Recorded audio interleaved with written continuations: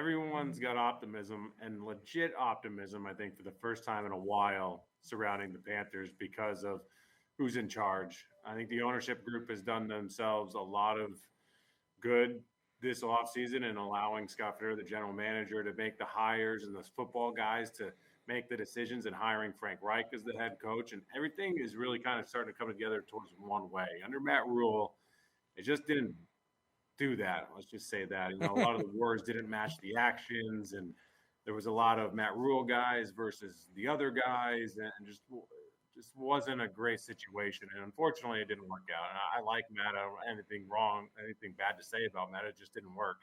But now everything is different. They're commanding respect around the NFL. Other teams see it. When I was at the Combine, people recognize the Panthers are a force now. And it's not like they're going to win a Super Bowl this year, but when you play in the NFC South and they're so bad, you have a very good chance of getting into the playoffs. You have the number one overall pick. You're doing what needs to get done in order to make the step to be relevant again. Well, we're not crying over Matt Rule because he just got a contract from Nebraska worth about $80 million. So I'm sure he's not crying. He got, in the, 4 years that he was over there with the Panthers, he made $9 million a year. So you can't cry over spilled milk. He's pretty happy right now, and he's going in Nebraska, and he just brought in a 5-star recruit. So that's a good sign. So there you go. Now, Matt's going to be successful in Nebraska. I hope he's not because I'm a Northwestern guy. So I don't want him to be successful, but I think he's going to be. He's always been good at the college level, whether it be Temple or Baylor. It just didn't work in the NFL. They're different games, albeit the same sport. Is there anything that you've been hearing that the Panthers have been leaning more towards in what you've seen so far? I would actually throw Will Levis in there above Anthony Richardson. Wow. I do not think Richardson is going to be the number one overall pick.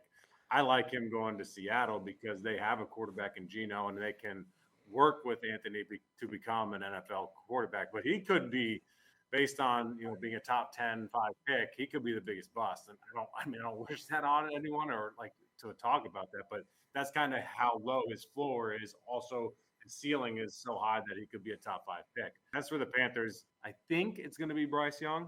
That's my bet. If it's CJ Stroud, I won't be shocked. And if it's Will Levis, I know they like Will Levis a lot. But when I did a film breakdown about 10 minutes ago that we're running on our show tonight in Charlotte Sports Live.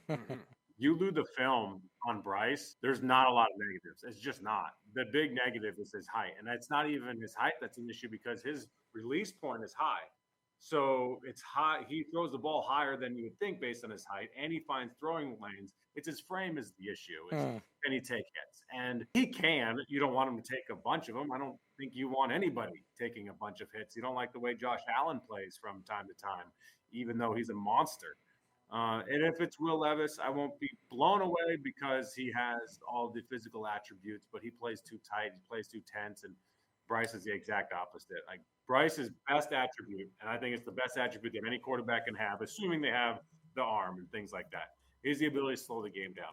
Like it's not fast for him. You've seen quarterbacks that have all the talent in the world. Like the game's just too fast. And you guys know when Sam Darnold said I'm seeing ghosts. Oh, please. What it meant was the game was moving too fast, and he saw 22 guys out there at all times on the defense because he couldn't slow everything down and he couldn't process it all. Bryce has the ability to do that. Like Sam's got all the ability to make all the throws. He can make any throw in the world, but can he slow the game down enough to not throw interceptions? And obviously that was an issue. Do you see Carolina possibly trading out of that number one pick and trying to get back or receive more draft capital after losing a ton of it from Chicago? The way the draft sits now, the Texans made a bid to the Bears. So it's not going to blow my mind if the Texans try to make a bid to the Panthers to get up to 1 to get their guy. I asked Scott this the other day, the general manager for the Panthers. He said no one has reached out to make a trade at this point. That was, on Monday. But that's the only trade as I see it now, because they're not going to go back to 4 below the Cardinals where the Colts are, because the Colts would want to come up to 1 and then they go down to 4. But I think there's a big enough gap, in my opinion, between Bryce and Will Levis that they want Bryce. I think they would be happy with CJ, though, if they went to 2. So that's the only spot I really see them going is down to 2.